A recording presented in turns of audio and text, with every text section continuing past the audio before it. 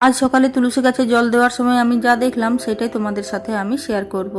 প্রচণ্ড গরম পড়েছে, তাই আমার ছেলের স্কুল করে দিয়েছে 7:30 থেকে। ওই বাড়ি থেকে বেরোতে হবে 7:20-তে। চলো তার আগে আমি একটা দিদিভাইয়ের কমেন্ট পড়ি। নমিতা দিদিভাই কমেন্ট করেছে, খুব সুন্দর ভিডিও, এনজয়। থ্যাংক ইউ দিদিভাই এত সুন্দর একটা কমেন্ট করার জন্য। একটা টবের মধ্যে একটা অ্যালোভেরা গাছ লাগিয়েছিলাম, আর ওইটার মধ্যে 6-7টা অ্যালোভেরা গাছ। গাছের পরিমাণে মাটিটা অনেকটাই কম হয়ে গেছে, তাই বরকে কদিন ধরে বলছিলাম যে আলাদা আলাদা টবে গাছগুলো লাগিয়ে দিতে। ও শুধু আজ লাগাবো কাল লাগাবো করে ওর টাইমই হচ্ছিল না, তাই ও আর লাগাবার সময়ই পেল না, আমাকেই লাগাতে হলো।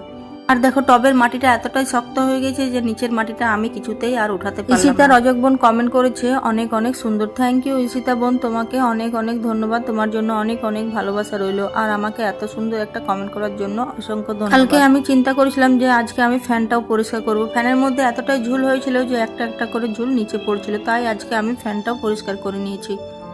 বিজয় মণ্ডল নামে এক দাদাভাই কমেন্ট করছে, খুব সুন্দর। অসংখ্য ধন্যবাদ দাদাভাই আপনাকে এত সুন্দর একটা কমেন্ট করার জন্য।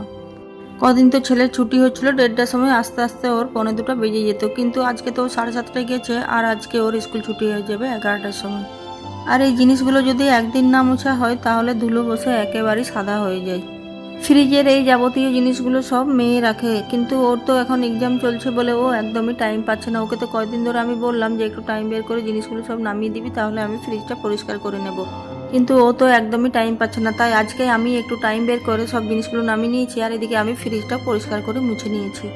আমাদের প্রত্যেকদিন এতটাই কাজের চাপ থাকে যে আমরা সব জিনিসগুলো প্রত্যেকদিন মুছে পরিষ্কার করতে পারি না, তাই যখন সময় হয় তখনই মোছার চেষ্টা করি।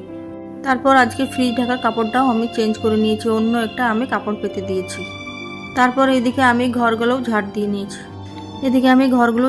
নিয়েছি। আর এদিকে আমার শ্বশুরমশাই ফোন করেছিলেন যে উনি আসবেন, তাই আমি খুব তাড়াহুড়ো করে ঘরগুলো ঝাড় দিয়েছি। মনে হচ্ছে যে আরও যদি একটু হাতের স্পিডটা আমি বাড়াতে পারতাম তাহলে আরও তাড়াতাড়ি আমি কাজগুলো করে নিতাম। তো চলো তোমাদেরকে এবার আমি বলি যে তুলসী গাছে জল দেওয়ার সময় আমি কি দেখলাম। আমরা তো সাধারণত দেখি যে মিষ্টি জিনিসে পিঁপড়ে লাগে, কিন্তু আজকে আমি দেখলাম তুলসী গাছেও পিঁপড়ে লেগেছে। টবের মাটিটা তো একেবারে গর্ত করে দিয়েছে, আর দেখতে পাচ্ছি তো কত পিঁপড়ে বেরোচ্ছে। এদিকে পুজো করতে করতে আমার শ্বশুর মশাই চলে এসেছেন, আর আজকে তো পুকুরে মাছ ধরেছিল, সেখান থেকে মাছ নিয়ে এসেছিলেন।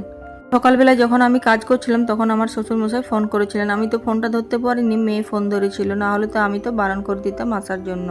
কারণ কালকে তো একবার মাছ খেয়েছি, আর আজকে আমি ভেবেছিলাম একেবারে সিম্পল রান্না করব, কারণ যা গরম পড়েছে কিছু তো খেতেই ভালো লাগছে না। তো পুকুরে টাটকা মাছটা খেতে খুবই টেস্টি হয়। আজকে মাছটা আমি একটু আলু পটল আর একটু গাজর দিয়ে করেছিলাম, ওই পাতলা করে একটু মাছের ঝোলটা করেছিলাম, আর জানো তো খেতে কিন্তু খুব ভালো হয়েছিল। এদিকে আমি মাছের ঝোলটা চাপিয়ে দেবো, আর আমার কয়দিন ধরে কতগুলো